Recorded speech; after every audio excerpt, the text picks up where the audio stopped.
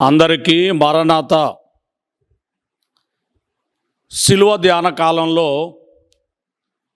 మరి యొక్క నూతనమైనటువంటి ధ్యాన దినములోనికి దేవుడు మనల్ని ప్రవేశింపచేస్తున్నారు. ఆ దేవదేవునికి మహిమ, ఘనత, కీర్తి, ప్రభావములు యుగ యుగములకు కలుగును గాక. ఆమెన్. పౌలు గారి యొక్క బోధలలో ప్రధానమైనటువంటి బోధ శిలువ బోధ. మనం కూడా శిలువను గురించి ధ్యానం చేస్తూ శిలువ యొక్క అభ్యర్థనలు అని, శిలువను జ్ఞాపకము చేసుకొనండి, శిలువను ప్రకటించండి, శిలువను వ్యర్థము చేయకండి, శిలువను ప్రేమించండి అనేటటువంటి ఈ పౌలు గారి మాటలను మనము జ్ఞాపకం చేసుకుంటూ ఉన్నాం. ఈ పౌలు గారి బోధనల్లో మరి యొక్క ముఖ్యమైనటువంటి మాట ఇప్పుడు తెలియచేస్తూ ఉన్నారు. ఏమిటా మాట అంటే, శిలువకు శత్రువులు కాకుండుడి.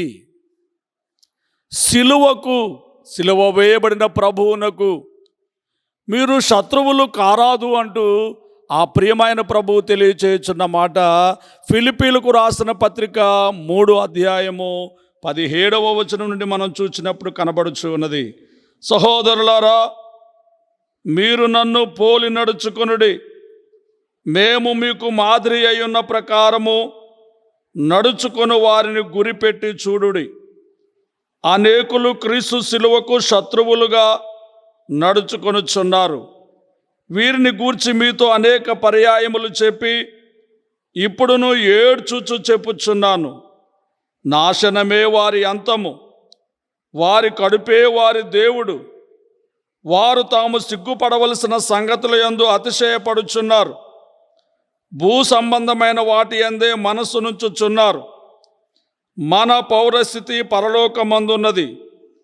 అక్కడ నుండి ప్రభు అయిన యేసుక్రీస్తును రక్షకుని నిమిత్తము కనిపెట్టుకొని ఉన్నాము. సమస్తమును తనకు లోపరుచుకున్న జాలిన శక్తిని బట్టి ఆయన మన దీన శరీరమును తన మహిమ గల శరీరమునకు సమరూపము గల దానిగా మార్చును. దేవునికి స్తుతి కలుగును గాక. ఆమెన్. శిలువ మనకు గొప్ప విలువనిచ్చేటటువంటి సాధనము. శిలువ మనకు రక్షణ దయచేసేటటువంటి సాధనము. కాబట్టి ఈ శిలువను గూర్చి ప్రకటించవలసిన బాధ్యత, ఈ శిలువ వ్యర్థము కాకుండా ఈ శిలువను మనం ప్రేమిస్తూ, ఈ శిలువను మనం జ్ఞాపకం చేసుకుంటూ అనేక మందికి ప్రకటించవలసిన భారము, బాధ్యత దేవుని పిల్లలమైన మన మీద ఉంచబడి ఉన్నది. ఇప్పుడు కొందరు ఎలా ఉన్నారు అంటే, శిలువను ప్రేమించడం లేదు, ఈ శిలువను వ్యర్థం చేస్తూ ఉన్నారు, ఈ శిలువకు శత్రువులుగా మార్చబడుతూ ఉన్నారు. ఎవరు శిలువకు శత్రువులు అంటే, ప్రస్తుతం మనం చదువుకున్న వాక్య భాగాలను బట్టి చూస్తే, క్రీస్తును పోలి నడవని వారు శిలువకు శత్రువులుగా ఉన్నారు. వారి కడుపును ప్రేమించేవారు, తిండిని ప్రేమించేవారు, ఆహారాన్ని ప్రేమించేవారు ఏమై ఉన్నారు అంటే శత్రువులై ఉన్నారు. భూలోక సంబంధమైన వాటి మీద మనస్సు పెట్టి పర సంబంధమైన వాటి మీద మనస్సు పెట్టని వారు శిలువకు శత్రువులై ఉన్నారు. పరలోకములో మన పౌరస్థితి ఉన్నది అని భావించని వారు, ఇటు నిరీక్షణ లేనివారు, ఈ లోకమును మాత్రమే ఆశించేవారు శిలువకు శత్రువులై ఉన్నారు. రాకడకు సిద్ధపడక ఈ లోక సంబంధమైన వాటి మీదే ఆశ పెట్టుకుని ఉండేవారు శిలువకు శత్రువులై ఉన్నారు అని ఈ వాక్య భాగాలను బట్టి మనం చూసినప్పుడు మనకు కనబడుచు ఉన్నది. మనము శిలువకు ఎంత మాత్రమును కూడా శత్రువులము కాకూడదు. ఇక్కడ వాక్య భాగంలో మనం చూసినప్పుడు ఆ విషయాలు మనకు కనబడుచు ఉన్నవి. 17వ వచనం చూడండి. సహోదరులారా, మీరు నన్ను పోలి నడుచుకొనుడి, మేము మీకు మాదిరి అయి ఉన్న ప్రకారం నడుచుకుని వారిని గురిపెట్టి చూడుడి. పౌలు సంఘమునకు తనను తాను మాదిరిగా చూపించి నన్ను పోలి నడుచుకొనుడి అని సూచించుచూ ఉన్నారు. తనను తాను మాదిరిగా చూపించి నన్ను పోలి నడుచుకొనుడి అని సూచించుచున్నారు. బోధకులు చాలామంది దేవుడు చెప్పినట్లు చేయండి, బైబిల్ చెప్పినట్లు చేయండి అని చెప్పగలరు.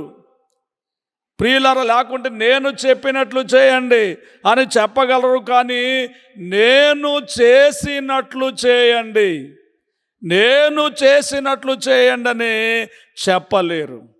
పౌలు గారు ఇప్పుడు ఏం చెబుతున్నారంటే, నన్ను పోలి నేను ఎలాగైతే నడుస్తున్నానో, ఎలాగైతే జీవిస్తున్నానో, ఈ లోకంలో ఎలాగైతే నేను సాగిపోతున్నానో, నన్ను పోలి మీరు నడుచుకోండి అని తెలియచేయచ్చు ఉన్నారు. గమనించాలని మీకు మనవి చేస్తున్నాను. దేవుని పిల్లలు దేవుని పక్షముగా యోగ్యముగా నడుచుచున్న వారిని, మాదిరిగా నడుచుచున్న వారిని పోలి నడుచుకోవలసిన వారుగా ఉన్నారు. కొరింథీయులకు రాసినటువంటి మొదటి పత్రికలో మనం 11వ అధ్యాయము 1వ వచనాన్ని చూసినట్టయితే ఈ మాటలు, నేను క్రీస్తును పోలి నడుచుకొనుచున్న ప్రకారము మీరును నన్ను పోలి నడుచుకొనుడి. నేను క్రీస్తును పోలి నడుచుకొనుచున్న ప్రకారము మీరు కూడా నన్ను పోలి నడుచుకొనుడి. మీరు అన్ని విషయములలో నన్ను జ్ఞాపకము చేసుకొనుచు నేను మీకు అప్పగించిన కట్టడలను గైకొనుచున్నారని మిమ్మును మెచ్చుకొనుచున్నాను. మీరు అన్ని విషయములలో నన్ను జ్ఞాపకము చేసుకొనుచు నేను మీకు అప్పగించిన కట్టడలను గైకొనుచున్నారని మిమ్మును మెచ్చుకొనుచున్నాను. గమనించాలి ఈ మాటలు. పౌలు గారు కొరింథీ సంఘానికి తెలియజేస్తూ ఇదే విషయాన్ని 1వ వచనంలో చెబుతూ ఉన్నాడు. ఏమనంటే, నేను క్రీస్తును పోలి నడుచుకొనుచున్న ప్రకారము మీరు నన్ను పోలి నడుచుకోండి అంటూ వారిని హెచ్చరిస్తూ, మీరు అన్ని విషయాల్లో నన్ను జ్ఞాపకం చేసుకొని నా మాదిరిని మీరు తీసుకొని నేను మీకు అప్పగించిన కట్టడలన్నింటినీ గైకొనుచు నా వలే మీరు నడుచుచున్నారని మిమ్మును నేను మెచ్చుకొనుచున్నానని కొరింథీ సంఘాన్ని మెచ్చుకుంటూ ఉన్నాడు. కానీ ఫిలిప్పీ సంఘాన్ని గురించి మాట్లాడుతూ 17వ వచనంలో 3వ అధ్యాయం 17లో, సహోదరులారా, మీరు నన్ను పోలి నడుచుకొనుడి, మేము మీకు మాదిరి అయిన ప్రకారం నడుచుకుని వారిని గురిపెట్టి చూడుడి. అనేకులు క్రీస్తు శిలువకు శత్రువులుగా ఉన్నారు, క్రీస్తు శిలువకు శత్రువులుగా నడుచుకొనుచున్నారు. వీరిని గూర్చి మీతో అనేక పర్యాయములు చెప్పి ఇప్పుడును ఏడ్చుచు చెప్పుచున్నానని ప్రియమైన వాళ్ళరా ఏడ్చుచు ఉన్నాడు. కొరింథీ సంఘాన్ని మెచ్చుకుంటూ ఉన్నాడు. ఫిలిప్పీ సంఘాన్ని గూర్చి ఏడ్చుచున్నాడు. ఎందుకు ఏడ్చుచున్నాడు అంటే 19వ వచనంలో, నాశనమే వారి అంతము, వారి కడుపే వారి దేవుడు, వారు తాము సిగ్గుపడవలసిన సంగతులు యందు అతిశయపడుచున్నారు, భూ సంబంధమైన వాటి యందే మనస్సు నుంచుచున్నారు. భూ సంబంధమైన వాటి యందే వారు మనసు నుంచుచున్నారు, వారి కడుపే వారి దేవుడు, వారు తాము సిగ్గుపడవలసినటువంటి విషయముల యందు అతిశయపడుచున్నారు. అందుచేత వారి అంతము ఏమిటి అంటే నాశనము. కాబట్టి వారి అంతమును జ్ఞాపకము చేసుకొనుచు భక్తుడు ఆవేదన చెందుతున్నాడు, బాధపడుతున్నాడు. అయ్యో, నన్ను పోలి వీరు నడుచుకోవాలి, దేవుణ్ణి పోలి నడుచుకోవాలి, దైవ సేవకులను దేవుని బిడ్డలను పోలి నడుచుకొనవలసి ఉన్నది. కానీ ఇదిగో వీరే లోకమును ఆశించుచున్నారు. భూ సంబంధమైన వాటి మీద మనసు పెడుతున్నారు, లోకాశల మీద మనసు పెడుతున్నారు. కడకు వారి అంతము నాశనమేనని ఆవేదనతో బాధపడుచున్నటువంటి పౌలు గారి యొక్క ఆవేదన మనకు కనబడుచు ఉన్నది. ప్రియులారా, ఎందుకు వీరలా ఉన్నారు అంటే మరికొంచెం వివరంగా మనం చూస్తే, వారు క్రైస్తవ విశ్వాసమునకు, క్రైస్తవ ఒప్పుదలలకు, క్రైస్తవ కార్యక్రమములకు వ్యతిరేకమైన జీవితమును వారు కలిగిన వారుగా ఉంటున్నారు. క్రైస్తవ సంబంధమైనటువంటి వ్యతిరేకమైన జీవితమును వారు జీవించుచు ఉన్నారు. స్వార్థపూరితమైనటువంటి అత్యాశ కలిగిన వారుగా ఉంటున్నారు. అనైతికమైన జీవితం, నీతి లేని జీవితాన్ని, అనైతికమైన జీవితాన్ని, స్వార్థపూరితమైనటువంటి అత్యాశతో కూడినటువంటి జీవితాన్ని వారు జీవించుచున్నారు. కాబట్టి వారి కడుపే వారి దేవుడుగా వారు భావిస్తున్నారు. ఇంకా మనం చూస్తే, వారు కడుపునకు ఇచ్చినంత ప్రాధాన్యత, భోజనానికి ఇచ్చినంత ప్రాధాన్యత దేవుని పనికి ఇవ్వడం లేదు, దేవుని కార్యాలకు ఇవ్వడం లేదు, దేవుని పనికి వారు ఇవ్వడం లేదు. లోకమునకు ఇచ్చినంత ప్రాధాన్యత, లోకాశలకు ఇచ్చినంత ప్రాధాన్యత కడుపునకు, ఆహారమునకు ఇచ్చినటువంటి ప్రాధాన్యత దేవునికి, దేవుని కార్యములకు వారు ఇవ్వలేకపోతున్నారు. తిండికి ఇచ్చినంత విలువ దేవునికి ఇవ్వలేకపోతున్నారు. కడుపునకు ఖర్చు పెట్టేటంత డబ్బు ఖర్చు సువార్త కొరకు వారు ఖర్చు పెట్టలేకపోతున్నారు. సిలువను ప్రకటించుట కొరకు వారు ఖర్చు పెట్టలేకపోతున్నారు. సిలువ విలువను లోకమునకు వెల్లడి చేయుట కొరకు వారు ఖర్చు పెట్టలేకపోతున్నారు. ప్రియమైనటువంటి వాళ్ళరా, గమనించండి, భూలోక సంబంధమైనటువంటి విషయములనే వారు పట్టించుకుంటున్నారు. కానీ పరలోక సంబంధమైన విషయములు, పరలోక రాజ్యములో ఉన్న మహిమ, ఆ ఘనత, ఆ ఆధిక్యత, ఆ గొప్పతనము, దానిని గురించి వారు ధ్యానము చేయలేకపోతా ఉన్నారు. భూలోక సంబంధమైన వాటి విషయాలనే వారు పట్టించుకుంటున్నారు, కానీ పరలోక సంబంధమైన విషయములను గురించి వారు ధ్యానం చేయలేకపోతున్నారు. పౌలు గారు చెబుతున్నట్టుగా, మన పౌరస్థితి మందు ఉన్నది. ఇక్కడ మనం యాత్రికులమే, ఇక్కడ మనం పరదేశులమే, ఏదో ఒకరోజు ఈ లోకాన్ని విడవలసి వస్తూ ఉంది అనేటటువంటి నిరీక్షణ లేని వారుగా ఉన్నారు వారు. మన పౌరస్థితి పరలోకమందు ఉన్నది. ఆయన మన యొక్క దీన శరీరాన్ని మహిమ గల శరీరముగా మార్చివేస్తాడు అనే నిరీక్షణ లేని జనాంగము, వారు కడిపే వారు దేవుడుగా భావించుకునే జనాంగము, సిగ్గుపడవలసిన విషయముల యందు సంతోషించే జనాంగము. ప్రియమైనటువంటి వాళ్ళరా, ఈ జనాంగము క్రీస్తును మరలా సిలువ వేయుచు ఉన్నట్టుగా మనకు కనబడుచు ఉన్నది. క్రీస్తును మరలా సిలువ వేయుచు ఉన్నట్టుగా మనకు కనబడుచు ఉన్నది. హెబ్రీయులకు రాసిన పత్రికలో 6వ అధ్యాయాన్ని మనం చూస్తే ఈ మాటలను పౌలు భక్తుడు హెబ్రీ సంఘానికి కూడా తెలియచేయచ్చు ఉన్నాడు. 6వ అధ్యాయంలో 3వ వచనం నుంచి మనం చూస్తే, లేక 4వ వచనం నుంచి మనం చూస్తే మాట కనబడతా ఉంది.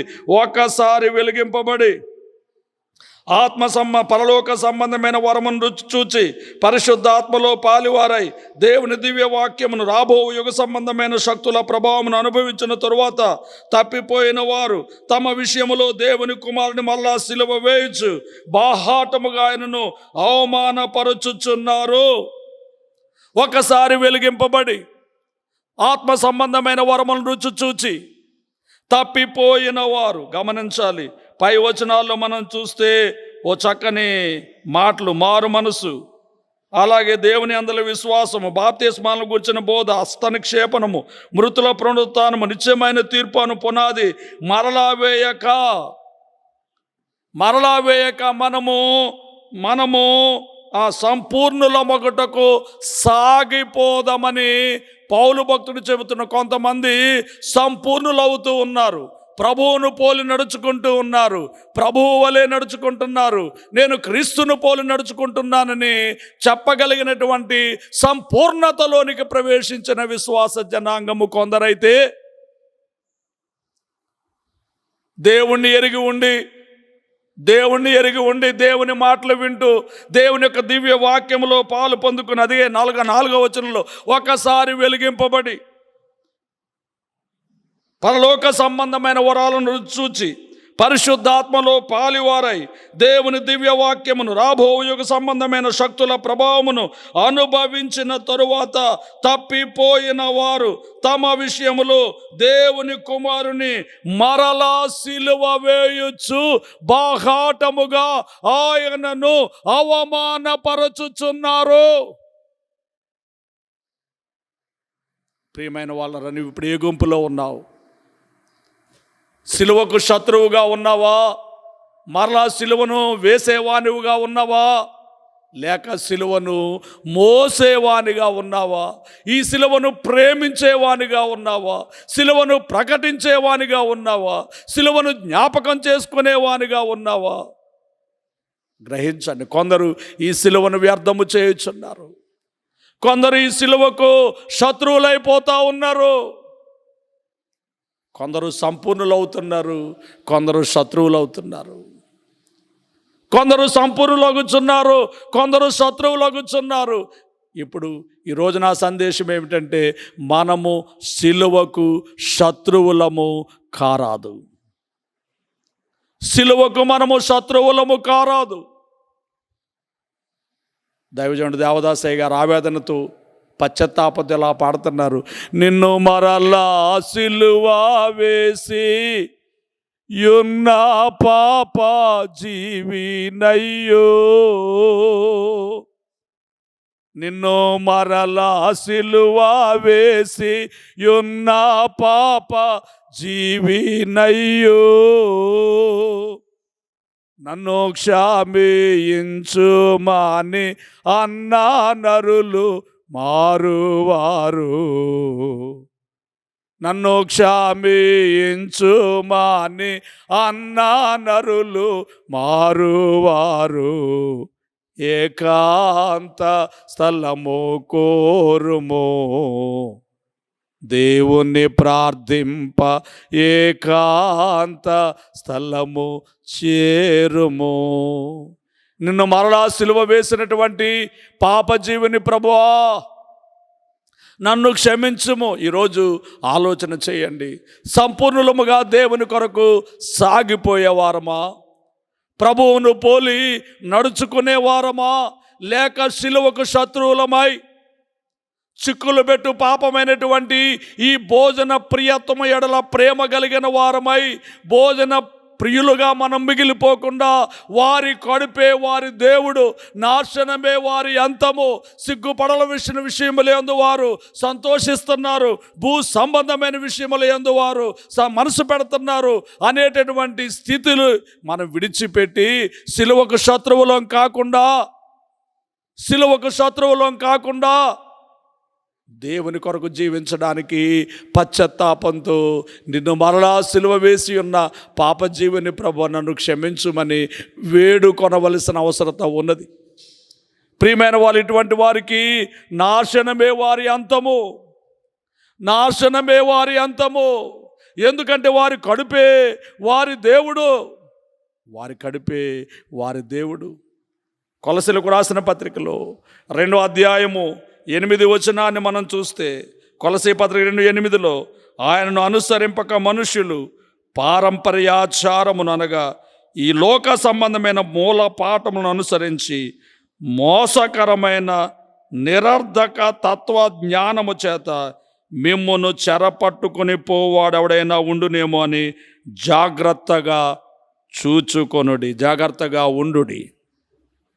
ఎవరిని గురించి మనం జాగ్రత్తగా ఉండాలో కొన్ని వివరాలు ఇక్కడ మనకు కనబడుతూ ఉన్నాయి. పౌలు గారు హెచ్చరిక చేస్తూ ఉన్నాడు, మనుష్యుల పారంపర్య ఆచారము, దేవుణ్ణి అనుసరింపక, దేవుని వాక్యమును అనుసరింపక, దేవుని చిత్తమును అనుసరింపక, దేవుని కార్యముల యందు ఆసక్తి కలిగి ఉండకుండా, మనుష్యుల పారంపర్యాచారములను అనుసరించి మోసకరమైన నిరర్ధకమైన తత్వజ్ఞానము చేత మిమ్మును చెరపెట్టుకొని పోవాడెవడైనా ఒకవేళ మనలో ఉంటాడేమో, జాగ్రత్తగా చూచుకోండి అనే మాటలు మనకు హెచ్చరిక చేయబడుతున్నాయి. మనుష్యుల పారంపర్యాచారం, ఈ లోక సంబంధమైనటువంటి పారంపర్యాచారమును అనుసరించేటటువంటి వ్యక్తులు మనతోనే, మన మధ్యనే ఉండి మనలను మోసము చేయించు ఉన్నారు కనుక వారిని గూర్చి మనం జాగ్రత్తగా ఉండాలి. ఇక్కడ మనం చదువుకున్న వాక్య భాగాల్లో వారు కడుపే వారి దేవుడు, సిగ్గుపడవలసిన విషయాల్లో వారు సంతోషిస్తూ ఉంటారు, భూ సంబంధమైన విషయాల యందు వారు అతిశయిస్తారు. ఇది ఒక భాగమైతే మరికొందరు మనుషుల పారంపర్యాచారమును, నిరర్ధకమైనటువంటి వ్యర్థమైనటువంటి ఈ యొక్క జ్ఞానమును, ఈ మూలపాఠములను అనుసరించి మోసకరంగా మనల్ని మోసం చేస్తూ ఉంటారు. వారిని విషయమై మనము జాగ్రత్తగా ఉండవలసిన వారమై ఉంటూ ఉన్నాము, గ్రహించాలని నేను మీకు తెలియచేస్తూ ఉన్నాను.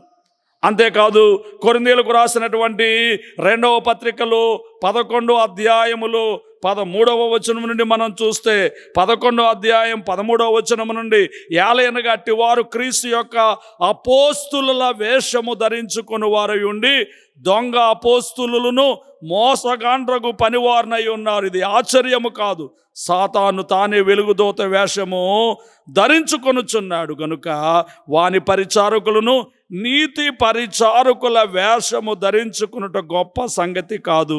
వారి క్రియలు చొప్పున వారికి అంతము కలుగును, వారి క్రియలు చొప్పున వారికి అంతము కలుగును.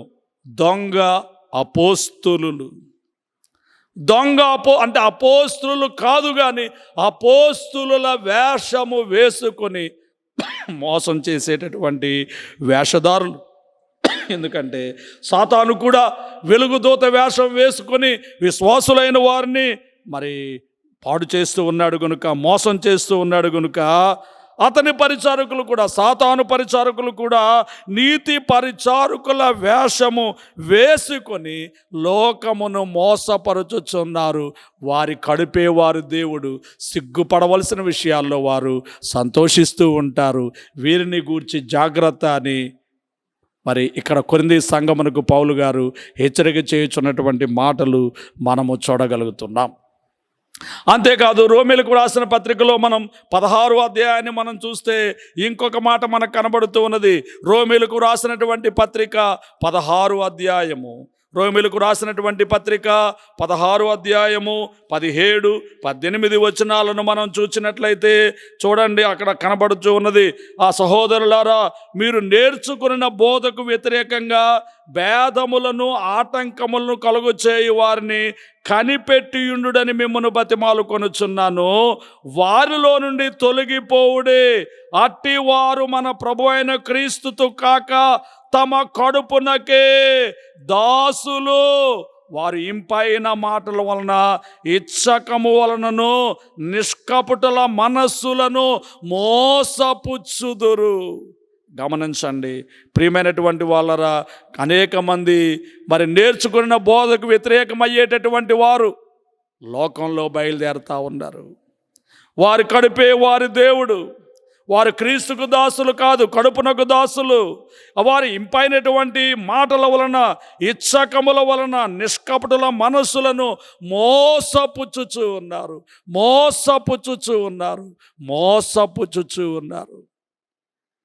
ప్రియమైనటువంటి వాళ్ళరా, వీరిని గూర్చి జాగ్రత్తగా ఉండండి అని, మరి వారు మోసపుచ్చుతారు అని పౌలు గారు రోమా సంఘానికి తెలియచేయుచుండినటువంటి మాటలు మనము చూడగలుగుతూ ఉన్నాం. మరి కొంచెం ముందుకు మనం వెళ్ళినట్లయితే అపోస్తుల కార్యములు 20వ అధ్యాయంలో మనం చూస్తే అక్కడ 28, 29, 30 వచనాలను మనం చూస్తే, 31 వచనాల వరకు మనం చూస్తే ఈ మాటలు మనకు కనబడుతున్నాయి. దేవుడు తన స్వరక్తమిచ్చి సంపాదించిన సంఘం, కాయుటకు పరిశుద్ధాత్మ మిమ్మును దేని యందు అధ్యక్షులుగా ఉంచెను. ఆ యావత్ మందను గూర్చియు మీ మట్టుకు మిమ్మును గూర్చియు జాగ్రత్తగా ఉండుడి. నేను వెళ్ళిపోయిన తరువాత క్రూరమైన తోడేళ్లు మీలో ప్రవేశించునని నాకు తెలియను.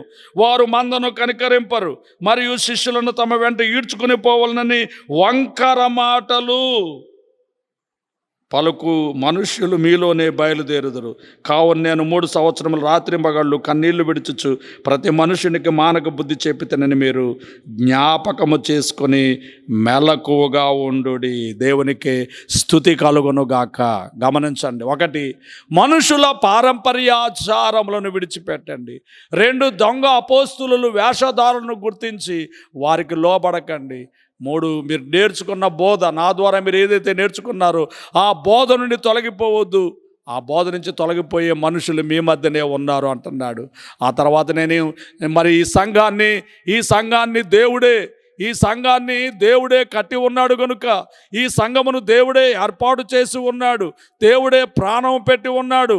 ప్రాణం పెట్టినటువంటి ఈ సంఘమును పాడు చేయడానికి మీలో మధ్య నుండే క్రూరమైన తోడేళ్ళు రాబోచున్నవి. క్రూరమైనటువంటి తోడేళ్ళు మీ మధ్య రాబోచున్నవి కనుక వారు మందను కనికరించకుండా బాధ పెడుతూ ఉంటారు కనుక జాగ్రత్తగా ఉండండి. కన్నీరు విడిచి మీ నిమిత్తమై నేను ప్రార్థన చేస్తూ ఉన్నాను, ఏడుస్తూ ఈ సంగతులు మీకు నేను తెలియచేయచ్చు ఉన్నాను అంటూ పౌలు గారు తెలియచేసినటువంటి మాటలను మనము జ్ఞాపకం చేసుకోవాలి. చివరిగా నేను ముగిస్తూ మీకు తెలియచేసే మాటలు ఏమిటంటే, 1, సిలువకు శత్రువులు కావద్దు. 2, నిరీక్షణ కలిగి ఉండండి. ఫిలిప్పీ సంఘానికి రాస్తూ పౌలు గారు చెప్పే మాటదే, మీరు సిలువకు శత్రువులు కావద్దు అని తెలియచేస్తూ ఓ చక్కని నిరీక్షణతో కూడినటువంటి మహిమాయుక్తమైనటువంటి మాటలు తెలియచేయచ్చు. 20వ వచనంలో మన పౌరస్థితి, 3వ అధ్యాయం 20వ వచనంలో మన పౌరస్థితి పరలోకమునందున్నది, అక్కడ నుండి ప్రభు అయిన యేసుక్రీస్తును రక్షకుని నిమిత్తము కనిపెట్టుకొని ఉన్నాము. మన పౌరస్థితి పరలోకమందున్నది, అక్కడ నుండి మన ప్రభు అయినటువంటి యేసుక్రీస్తును రక్షకుని నిమిత్తము కనిపెట్టుకొని ఉన్నాము. మన పౌరస్థితి పరలోకమందు ఉన్నది, అక్కడ నుండి ప్రభు అయిన యేసుక్రీస్తు రక్షకుని నిమిత్తము మనం కనిపెట్టుకుని ఉంటున్నాం. కాబట్టి ఈ నిరీక్షణ ఈ విశ్వాసము మనకు అవసరమై ఉంటూ ఉన్నది. మన పౌరస్థితి పరలోకమందు ఉన్నది అనేటటువంటి ఈ నిరీక్షణ. 2వదిగా మనం చూచినప్పుడు 21వ వచనంలో, సమస్తమును తనకు లోపరుచుకుని జాలిన శక్తిని బట్టి ఆయన మన దీన శరీరమును తన మహిమ గల శరీరమునకు సమరూపము గల దానినిగా మార్చును. ఈ దీన శరీరాన్ని ఆయన తన మహిమ శరీరమునకు సమరూపము గల దానిగా మార్చువారై ఉంటూ ఉన్నారు కనుక ఈ మహిమ గల శరీరమునకు సమరూపముగా మనం మార్చబడతామనే నిరీక్షణతో, మార్చబడతామనే విశ్వాసంతో, మార్చబడతామనే ఆసక్తితో మనము నిరీక్షణ కలిగిన వారముగా ఉండవలసిన వారమై ఉన్నాము. అక్షయ దేహము దాల్చితి నీవు ఆనందముందు మీ, అక్షయ దేహము దాల్చితి నీవు ఆనందముందు మీ, లక్షల కొలది శ్రమలు వచ్చిన లక్ష్యము పెట్టకుమి, నీవు లక్ష్యము పెట్టకుమి. సద్విలాస్, దేవునికి మహిమ కలుగునుగాక. కాబట్టి సిలువకు శత్రువులు కావద్దు, నిరీక్షణ కలిగిన వారమై మన పౌరస్థితి పరలోకమందు ఉన్నది అని, ఈ దీన శరీరము దేవుని శరీరమునకు మహిమ శరీరమునకు సమరూపంగా మార్చబడుతూ ఉంది అని ఎరిగిన వారమై నిరీక్షణతో కనిపెడుతూ ప్రభు యొక్క రాకకు సంసిద్ధులమవుదాం. ప్రభువు మిమ్మను దీవించునుగాక. ఆమెన్. తండ్రి, మీకు వందనములు. ఈ మాటల బిడ్డల అంతరంగాల్లో ఫలింపు చేయండి. మేము సిలువకు శత్రువులం కాకుండా, సిలువను వ్యర్థపరచకుండా, ఈ సిలువను ప్రకటిస్తూ, ఈ సిలువను గురించి బోధిస్తూ, ఈ సిలువను ప్రేమిస్తూ, ఈ సిలువను మేము జ్ఞాపకం చేసుకుంటూ, ప్రభువా మేము నీ కొరకు జీవించడానికి మా అందరినీ సిద్ధపాటు చేయము. ఘనత, కీర్తి, ప్రభావములు పొందము. యేసు క్రీస్తు నామములో వేడుకొనుచున్నాము తండ్రి. ఆమెన్. పరలోకమందున్న మా తండ్రి, మీ నామం పరిశుద్ధపరచబడును గాక, మీ రాజ్యం వచ్చును గాక, నీ చిత్తం పరలోకమందు నెరవేరుచున్నట్లు భూమి అందు నెరవేరును గాక. మా అనుదినాహారమును మాకు దయచేయము. మళ్ళీ అపరాధములు చేసిన వారిని మేము క్షమించున్న ప్రకారం అపరాధాలను క్షమించుము. మమ్మను శోధనను తేకుము, కిన్నును తప్పించుము. రాజ్యము, శక్తి, మహిమ నిరంతరము నీవే ఉన్నవి. ఆమెన్.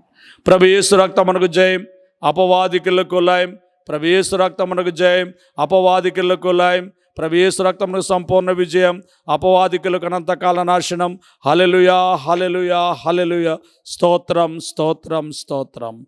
Amen, amen, amen. మన తండ్రి అయిన దేవుని యొక్క ప్రేమ, రక్షకుడైన యేసుక్రీస్తు వారి యొక్క కృప, సహాయకుడుగా ఆత్మ తండ్రి అన్యోన్య సహవాసము కూడి వచ్చిన మనలకు, ఆయన వెంబడించు వారందరికీ